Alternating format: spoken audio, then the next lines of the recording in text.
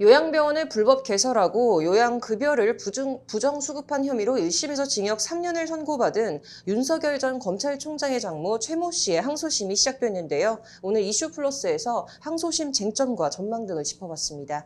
네, 박 기자, 먼저 최 씨의 혐의부터 한번 살펴볼까요?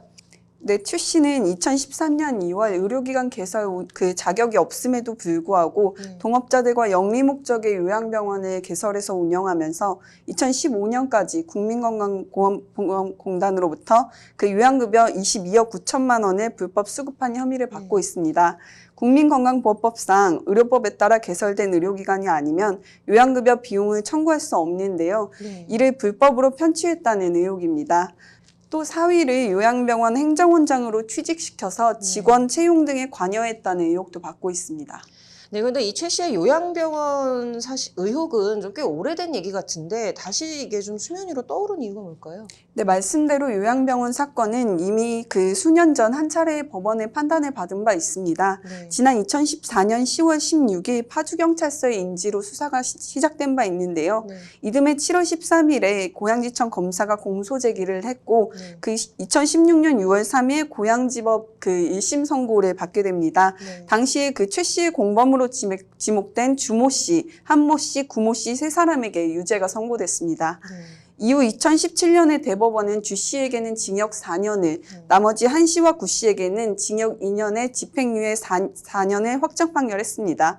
이때 최 씨는 입건조차 되지 않았는데요. 당시 검찰은 최 씨의 혐의를 인정할 만한 근거가 부족하다고 봤습니다. 그러나 지난해 4월 7일 최강욱 열린민주당 대표와 황희석 열린민주당 최고위원 등이 고발장을 접수하면서 재수사가 시작됐는데요. 지난 7월 2일에 최 씨에게 실형이 선고된 바 있습니다. 1심은 투자금 회수 목적도 어느 정도 있어 보이지만 요양병원 개설과 운영의 주도적 역할에 기여했다고 판단된다면서 최 씨에게 징역 3년을 선고하고 법정 구속했습니다. 네. 오늘 항소심에서 최 씨 측 그리고 검찰 간에 굉장히 날선 공방이 좀 이어졌다고 하는데 어떤 얘기들이 나왔습니까? 네, 우선 최 씨 측은 1심과 마찬가지로 요양병원 개설과 운영에 관여하지 않았다는 입장을 계속해서 고수했습니다. 동업관계인 주모 씨에게 빌려준 돈 2억 원을 담보받는 차원에서 요양병원 이사로 이름을 올렸을 뿐 운영에 관여하진 않았다는 주장인데요. 즉 요양병원 개설에 관여했다는 의혹의 핵심 증거로 꼽히는 2억 원이 투자금이 아닌 대여금이라는 주장입니다. 최 씨가 운영에 관여한 바 없다는 내용은 책임 면제각서에도 있다는 주장도 덧붙였습니다. 또 사위를 요양병원에 취업시켜서 운영에 개입했다는 혐의에 대해서는 요양병원 전체 직원 중 영양사와 서무직원 단 2명의 채용에만 관여했고 당시 재직했던 직원들의 진술로도 보았을 때 사위 A씨가 의료재단에서 특별히 행정원장으로서 한 업무가 없다고 항변했습니다. 네. 그다음 검찰 측의 입장은 어땠습니까? 네, 검찰은 오늘 재판부에 1심이 구형대로 선고한 것으로 보이는 바 최 씨의 항소를 기각해달라고 요청했습니다.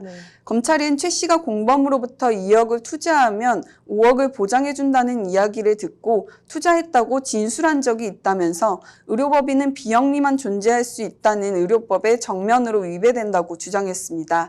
최 씨는 위법성을 인식하고 반성하는 차원에서 병원 운영에서 손을 뗀 게 아니라 측근을 끌어들여 요양병원을 독차지하려다 부득이하게 손을 뗀 것이라며 투자금 회수에 몰두해 투자금을 초과 회수하고 자신의 책임만 면피하고자 책임각서를 교부받는 등 죄질이 불량하다는 게 검찰 측의 입장입니다.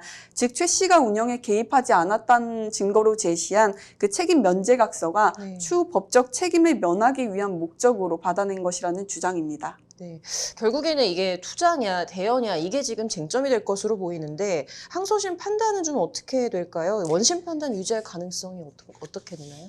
네, 오늘 재판이 시작됐기 때문에 향후 재판 추이를 지켜봐야겠습니다만 항소심 재판부는 앞서 공판 준비기일에서 1심 재판에 대해서 명확하지 않은 부분이 있다면서 부정적 의견을 피력했습니다.